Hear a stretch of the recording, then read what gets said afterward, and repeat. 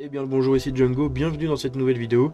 J'aimerais faire cette vidéo pour faire suite à celle que j'avais fait sur Gollum, comme quoi c'était le pire jeu. Donc le problème c'est qu'en fait, il s'est tellement fait critiquer que les développeurs se sont excusés, carrément.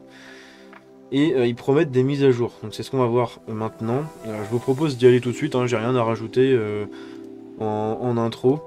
Disponible depuis hier, Le Seigneur des Anneaux Gollum, donc ça date du 26 mai. Aujourd'hui j'enregistre, on est le dimanche 28, donc il est sorti le 25. Hein. Depuis hier, Le Seigneur des Anneaux Gollum a reçu un accueil très mauvais de la part des joueurs et de la presse, poussant son studio à s'exprimer sur l'état du jeu.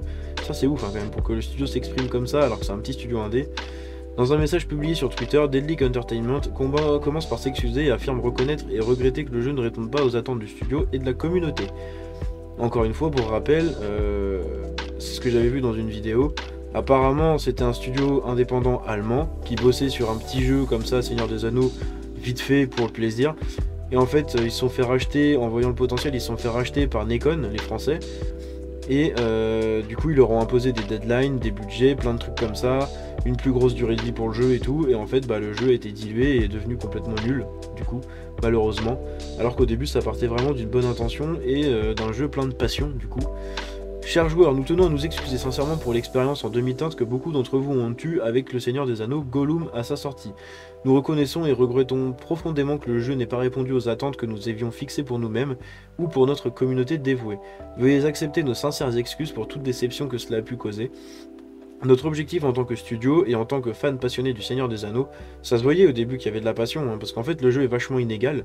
Vous avez plein de chapitres qui sont excellents et plein d'autres chapitres qui sont complètement nuls à chier. Et nul doute que les chapitres nuls à chier, c'est ceux qui ont été rajoutés à cause du rachat pour gonfler un peu la durée de vie du jeu.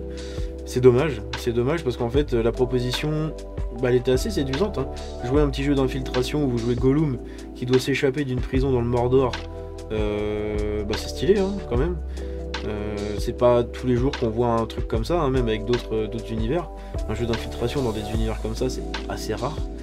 Et ça valait le détour en fait, ça valait le coup d'œil et la surveillance. Mais au final, ça vaut pas du tout les achats. Hein. Toujours été de raconter une aventure passionnante et immersive basée sur une histoire.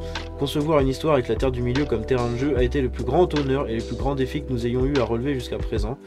Le jeu souffre de beaucoup de bugs, de performances assez mauvaises, notamment sur PC, et également d'une partie graphique jugée bien en dessous de celle proposée durant la promotion du titre. Ouais, apparemment il y a eu aussi un downgrade graphique. Hein. Évidemment, quand vous arrivez en phase d'optimisation, vous vous rendez compte que les graphismes sont un peu trop poussés et que c'est la merde. Malheureusement, c'est toujours comme ça. De son côté, le studio assure écouter les retours avec attention et promet des correctifs pour améliorer la situation. Donc ils ont fait un communiqué, et c'est ce qu'on va dire tout de suite. Chez Deadlick, nous savons que le succès d'un jeu dépendant du plaisir et de la satisfaction de ses joueurs est dépendant, pardon. Nous savons que le succès d'un jeu... Ah, dépend, pardon. Oh là là, j'ai eu de la merde. Nous savons que le succès d'un jeu dépend du plaisir et de la satisfaction de ses joueurs. Nous accordons une grande importance à vos commentaires et nous avons activement écouté vos voix, lu vos commentaires et analysé les critiques constructives et les suggestions que vous nous avez faites. Notre équipe de développement a travaillé avec diligence pour résoudre les bugs et les problèmes techniques rencontrés par nombre d'entre vous. Oui, parce qu'il y avait aussi beaucoup de bugs, que ce soit graphique ou technique, hein, il y avait énormément de bugs. Nous engageons à fournir des correctifs qui vous permettront de profiter pleinement du jeu. Une fois de plus, nous nous excusons vivement pour les désagréments occasionnés et nous vous remercions de votre compréhension pendant cette période. Faut pas oublier aussi qu'il était en vente une semaine avant la sortie officielle.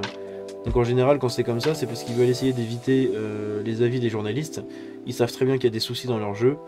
Et souvent, ça se passe comme ça en fait pour les jeux qui sont un peu défoncés quoi. Nous continuerons à vous tenir au courant de nos progrès et à communiquer de manière transparente sur les correctifs, oh là, j'arrive pas à lire, les correctifs et les améliorations à venir. Votre passion et votre dévouement en tant que joueur ont été la force motrice de notre détermination à redresser la situation. Le studio conclut son message en remerciant la communauté de l'anneau, non, la communauté pour son soutien.